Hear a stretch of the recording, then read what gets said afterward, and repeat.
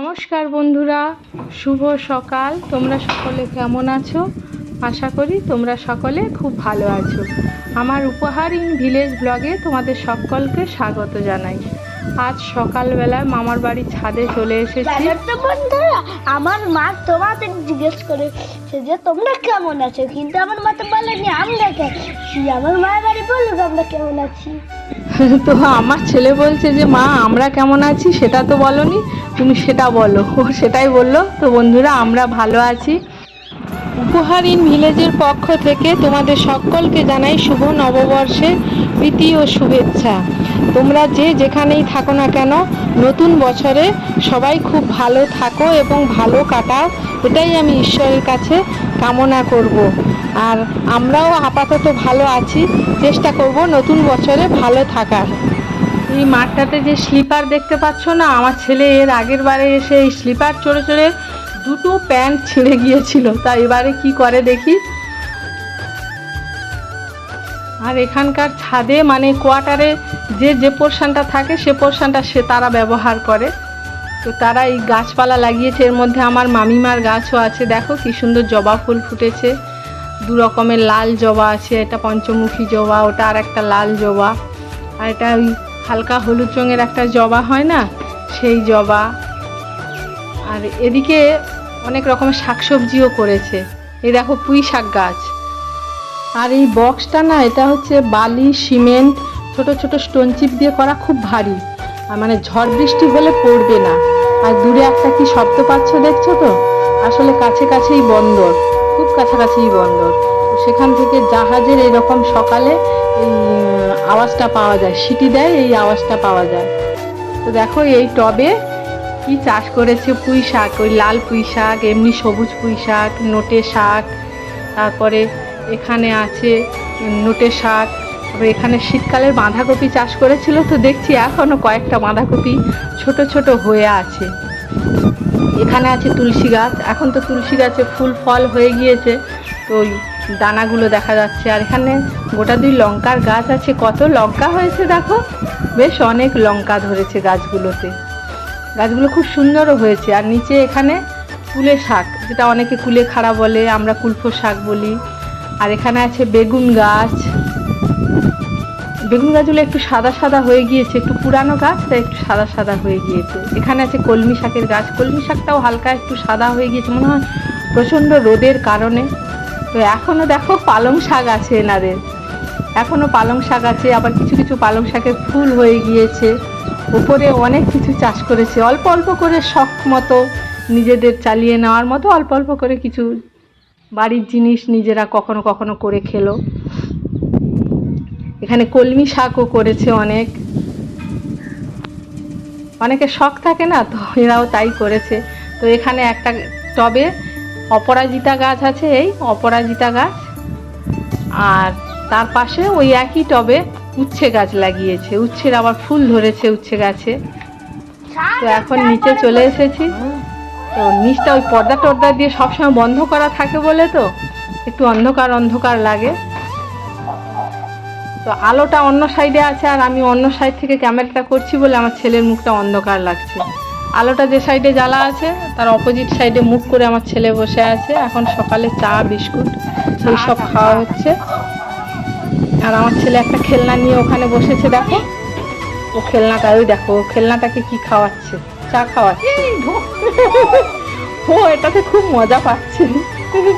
আজকে তো পয়লা বৈশাখ, আর আমার মামা এমনি রোজ সকালে বেরিয়ে যাওয়ার আগে এইরকম মানে কাপড় পরে তারপর ঠাকুরের পুজো টুজো করে যায়। তো আজকে ওই যে তুলসী মঞ্চে ভাঁড় বেঁধে দিল, দিয়ে এখন ওই ভাঁড়ে জল দিচ্ছে, 1 মাসে এরকম দেবে। আর এগুলো আমার মামা প্রতিদিন করে, রোজ সকালে যাওয়ার সময় ঠাকুর পুজো করে যায়। তো আজকে পয়লা বৈশাখ যাবে না, কিন্তু সকালের কাজটা উনি সেরে নিচ্ছে। উনি মানে সব দিনে পুজোর কাজটা করে।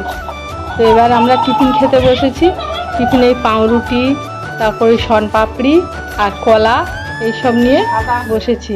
আমার ছেলে ঠিক ওই খেলনাটা সঙ্গে রেখেছে, ও ওই খেলনাটা ছাড়েনি। তো এখন চলে এসেছি দুপুরের খাওয়ারে। দুপুরের খাওয়ারে কিন্তু খাওয়ার বিশেষ কেউ নেই। আজকের কি রান্না হয়েছে দেখো, আজকে হয়েছে পটল ভাজা, মাংস আর এদিকে আছে টক দই। তো মামাতো ভাইয়ের খাওয়া আগে হয়ে গিয়েছে, আর মামা মামিমা খায়নি, ওনারা বেরিয়ে গিয়েছে। আমাদের এক নিকট আত্মীয় খুব শরীর খারাপ, হসপিটালে ভর্তি আছে, কালকেও গিয়েছিল, আজকেও সকাল সকাল গিয়েছে। আমি মামিমাকে বললাম যে বিশেষ কিছু রান্না করতে একদমই হবে না, তা ওদের তো মাংস হলে একটু হয়ে যাবে, শুধু ওই মাংসটা এনেছেন, শুধু মাংসের ঝোল ভাত করো, আর কিছু করতে হবে না, ও দই টই আছে খেয়ে নেবে। তাই মামা আর মামিমা, তো মামা অনেক আগে চলে গিয়েছে, তারপর মামিমা এই রান্না করে রেখে গিয়েছে। তো আমি আর ছেলে খাচ্ছি, ভাইয়ের আগে খাওয়া হয়ে গিয়েছে। ছেলে একটু এদিক ওদিক ঘুরে বেড়ানোর উদ্দেশ্যে বেরিয়েছি। তো আগের দিনের যে পথপ্রদর্শক ছিল নন্টেবাবু আমাদের, সে আমাদেরকে যাবে না বলেছিল, তা ও একটু দূরে মাঠে খেলছিল, ওখান থেকে আমাদের দেখতে পেয়ে আবার ডাকছে, আমি যাব দাঁড়াও, আমি যাব দাঁড়াও। তো এখানে কোয়ার্টারের সামনে একটা বসার জায়গা মতো আছে, তো এখানে আমরা বসেছি, ও এসেছে, বলছে তোমরা একটু নিচে বসো, আমি ওপর থেকে জামা কাপড়টা ছেড়ে আসি। আর দেখো সূর্য ঠিক অস্ত যাবে এই সময় আমরা বেরিয়েছি। ওই কোয়ার্টারগুলোর ফাঁক দিয়ে এক চিলতে সূর্য দেখা যাচ্ছে পশ্চিম দিগন্তে, তো তোমাদেরকে একটুখানি দেখিয়ে দিলাম আমি। আর ওই ওপরে গেঞ্জি মেলা আছে, ওই কোয়ার্টারটাই ওদের বাড়ি, ওরা ওখানেই থাকে। তো ওখানে গিয়েছে, ও চেঞ্জ করে চলে আসবে, আসলেই আমরা একসঙ্গে বেরোবো। তো এখন আমরা একটা পার্কে যাব। তো আমার ছেলের আনন্দটা দেখো, শুধু পার্কে যাবে বলেই ওর এত আনন্দ, ওর পার্ক এত ভালো লাগে। তো আমার দিকে নেচে নেচে আসছে, মা চলো মা চলো, একসঙ্গে ঢুকবো। তো আমার ছেলে আমাকে নিয়েই ঢুকছে। তো এই সাইড দিয়ে একটা খোলা গেট আছে, ওটা দিয়ে আমাকে ঢুকতে দেবে না, এই সাইড দিয়ে ওই গ্রিল দিয়ে ঘেরা গেটটা, ওর মাঝখান দিয়ে ও আমাকে ঢুকিয়ে নিয়ে যাবে। তো চলো ওর ভেতরে যাওয়া যাক। আমার ছেলে এবারে এর মধ্যে কি কি করে দেখো, ও তো আগে স্লিপ চড়বে, তারপর যা কিছু করার করবে। তো দেখি ও আগে স্লিপে গেল না, এখানে একটা ওয়েট মতো আছে, মানে দুপারে দুজন বসতে হবে, উঠবে আর নামবে। তো ওরা দুজনে গিয়েছে, কিন্তু এ তো অনেক শরীর স্বাস্থ্য ভারী, তো আমি বসলে দিকটা বসলে একদম বসে যাচ্ছে, আমাকে ডাকছে যে তুমি এসো তুমি এসো। আমি পুরো বসিনি না, ওই জন্যে আমি হালকা ভারী করে দিলে ও না না না না না না ও থাকবে।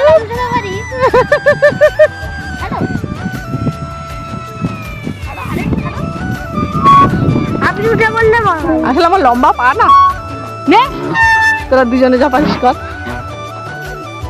আমিও একটু ওদের সঙ্গে বসে নিলাম, না হলে তো একদিকটা উঠছেই না, বাধ্য হয়ে আমাকে একটু ওদের পাশে গিয়ে বসতে হলো। তো এবারে আমার ছেলে ছুটে চলে এসেছে স্লিপে উঠতে। তো এবারে অনেক রকম স্লিপ আছে এখানে, একটা স্লিপ থেকে আবার এসে একটু দোলনাটা ফাঁকা হয়েছে, একটু দোলনায় উঠে নিল।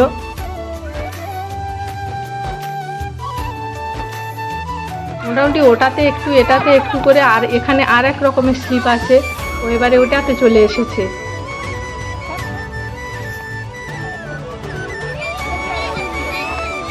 আসলে বাচ্চারা এগুলোতে খুব মজা পায়, এটাই তো ওদের খেলার বয়স না, এরপর একটা সময় আসবে খেলাধুলা আর সেভাবে করতেই পারবে না।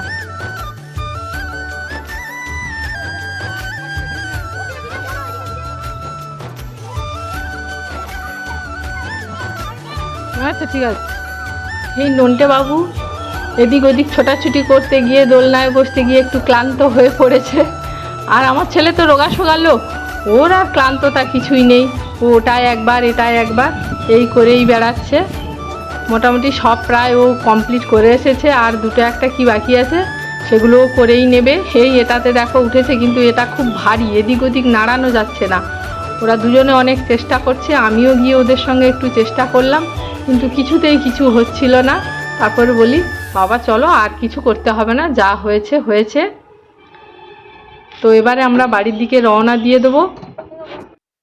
আমার ছেলে তো আরও একটা স্লিপ চড়া বাকি রয়ে গিয়েছে, ও এবারে ওটাতে গিয়েছে, মানে এটা পাক দিয়ে দিয়ে নিচের দিকে নামবে। তো ও ওটাতে দিয়ে নিক, ওর মনের আশাটাও পূরণ করে নিক, নিলেই যাব। কিন্তু ওখানে গিয়ে ও একটু বাধা পাচ্ছে, ওখানে অন্যরা নামানামি করছে, মানে বাচ্চা ছেলে আছে, সেখানে গিয়ে সে আটকে আটকে নামছে বলে ওর ওখান থেকে নামতে একটু দেরি হচ্ছে। এবারে আমার ছেলে ওর যাত্রা শুরু করে দিয়েছে, সে বাচ্চাটা নেমে গিয়েছে, ওর যাত্রা শুরু করে দিয়েছে। ও খুব মজা পাচ্ছে এটাতে, ও আবারও করতে যাচ্ছে। তো আমার এই ভিডিওটা আজকের এই পর্যন্ত, আর বেশি বাড়াবো না। আমার ভিডিওটা যদি তোমাদের ভালো লেগে থাকে তাহলে প্লিজ লাইক, শেয়ার এবং সাবস্ক্রাইব করে দিও। আর যারা ভিডিওটা দেখো এখনও পর্যন্ত সাবস্ক্রাইব করনি তারা প্লিজ সাবস্ক্রাইব করে দিও।